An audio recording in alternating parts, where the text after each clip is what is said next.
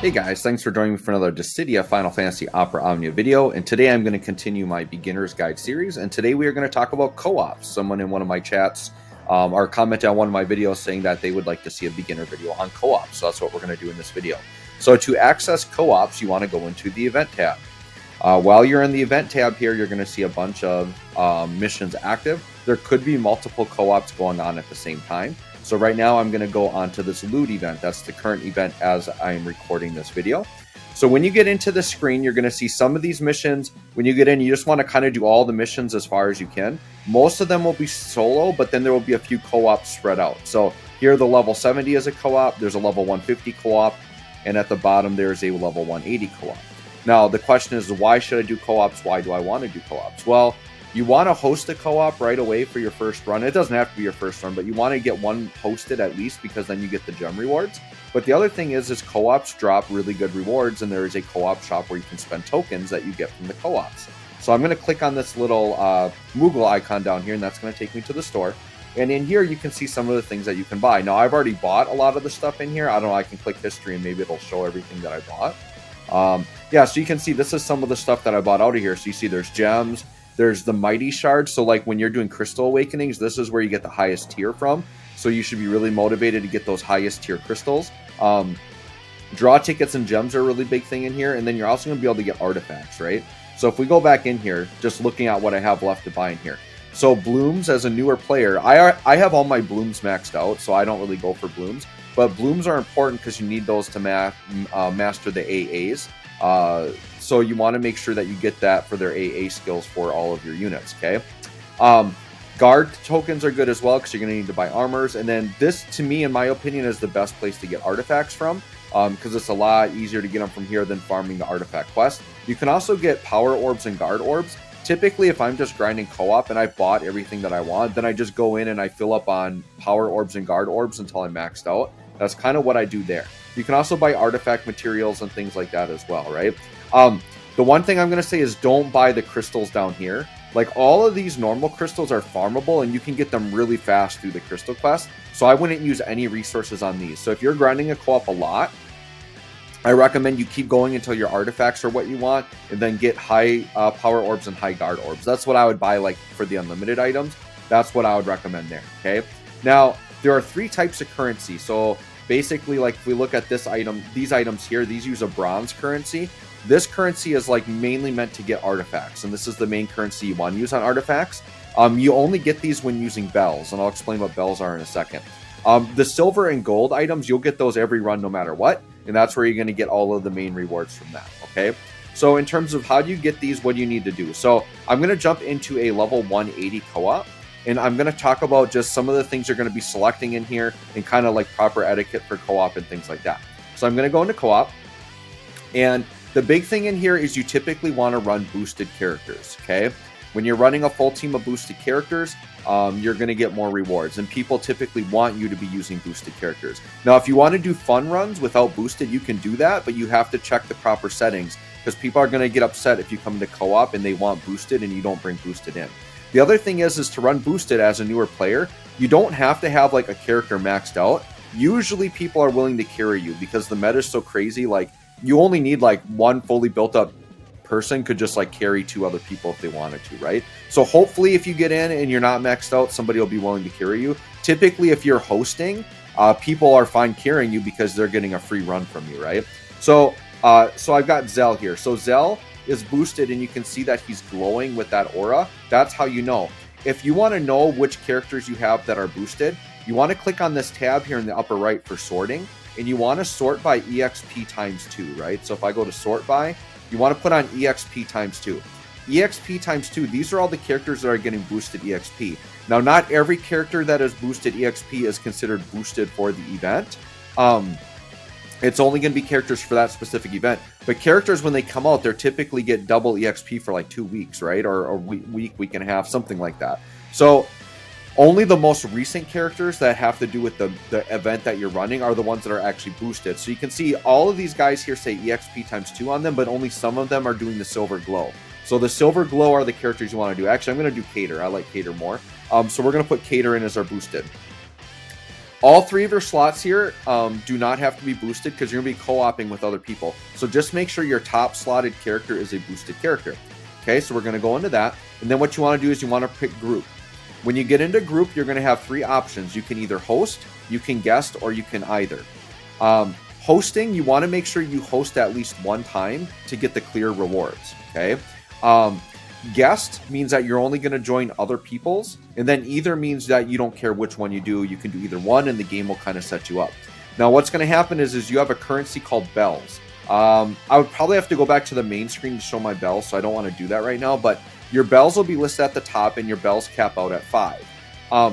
Basically, when you use bells are required if you want to host, and then also if you're in as a guest, you could choose to use bells if you want to.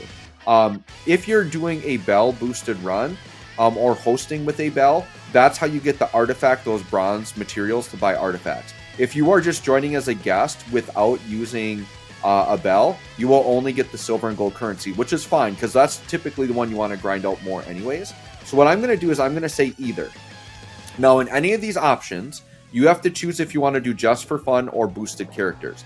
If you want to use non-boosted characters, then you need to pick just for fun. And then the people you get may or may not be boosted, but people don't care in there because it means we're just doing fun runs. But if you pick boosted characters, which is what you should do if you want to get the most out of your runs because you're going to get more items, you want to make sure you're actually using boosted. Please don't host with the non-boosted and then say you want boosted because people typically are running like experience items, things like that. And they want to be able to do their runs quickly, right? So I'm going to do wanted boosted characters, okay? Now, it's probably going to put me in as a guest. Yep, so I'm in as a guest, and you want to use a support item and use like a double item book or a triple item book. Then I hit this checkbox to say I want to use a bell, and I'm going to hit ready. And you're going to see I'm queued up and ready to go, and then the host is going to jump in with us. You typically want to do that quicker than I did because I'm explaining for the video. Normally, you'd want to just go, go, go. So when I entered here as a guest, I had the option to use a bell or not. So if you enter as a guest, you don't have to use a bell. It just means that you won't get the artifact tokens, right? So let me see. I'm going to do this thing here. I got to actually pay attention to run. So here's the thing. When you're going through a co-op, you need to go quickly. People do not like it if you're stalling and wasting your turn.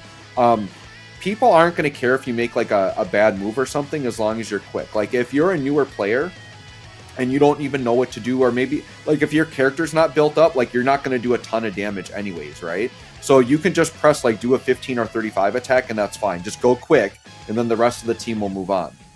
In terms of like using burst phase and things like that, most people don't mind burst phase as long as you're quick. And burst phase is good because it'll do a lot of damage and get the enemies dead quicker, right? So it depends on the event you're running and the team that you're doing. If the boss has very little health, though, don't go into burst phase because then what's going to happen is you're going to be wasting time of the group members because they might have, you have to be considerate because the other group members might be using books, right? And those books have a time limit. So right here, I'm going to go quick. I'm just going to use an LD. When in doubt, if you don't know what to do, just pop your LD every time. If you're using an LD character, that's typically going to be a strong attack. If you have a character green, usually it's good just to lead with your green BT attack, just because that's probably going to one-shot or do most of the damage you need, and it's going to be fairly quick. In today's meta, if you're running green characters, I would say you're usually not going to have to do burst phase, like the full phase, because your one boosted or your one buff BT plus attack is going to do a ton of damage, and it's going to be a little bit quicker. All right, I'm going to pay attention here. I'm going to go quick. I'm just going to do something, right? So as you learn to play the characters, for each character, you'll learn like what's the most efficient, but don't sit there and like theory craft mid-battle or think, oh, maybe I should do my AA or maybe I should do this. Like, nope, just pop a button quick and do something, right? So that wasn't my greatest attack, but I just went quick because I'm talking during the video. I don't want to like ruin these guys' runs by going too slow. You just want to go really, really quick all the time. The other thing you need to pay attention to is there is a setting that you can do where you can tell the phone to vibrate. I highly recommend you guys all put this on because it'll actually vibrate when it's your turn to do something.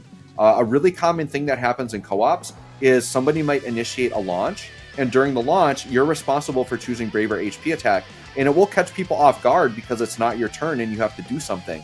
So the vibrate will help you because it'll buzz, and you just want to hit HP attack really fast. You just want to go fast and get through it. Once again, just don't waste your other group members' time and be considerate there, right? So we'll keep going here and hopefully get this run done. I'm going to try to think if there's anything else I need to note here on co-ops to help get you guys through. The big thing, like I said, is just be considerate. Make sure you're using boosted if that's what they want. Go fast. If you're a newer player and you're not sure, like you might just want to avoid doing the burst phase. But like I said, if you do the burst phase, just hit your buttons fast and go quickly. You might want to get comfortable with the character and understand like which order to push the buttons in if that's important to you. But the more you co-op with the character, you'll really get a feel for the event, and you'll kind of see what the other people are doing with the same character as you run it. But when all else fails, just spam the LD. Usually by the time you've spammed all of your LDs, like the boss will probably be dead. Here, I'll just use an EX quick. EX, if you have a C90 character, EX is a good button to press. Once again, it just depends on what you're doing. Okay?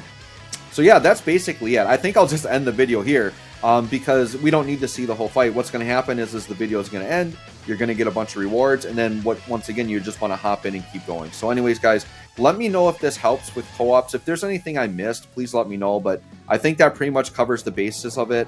Just to summarize, good things you can get from the shop. You want to do several runs. Typically, if you do like, I don't know, 3 to 5 double or triple boosted runs, you're going to get what you need. As a newer player, though, you might want to do more runs to stock up on materials. Once again, be considerate to the other players.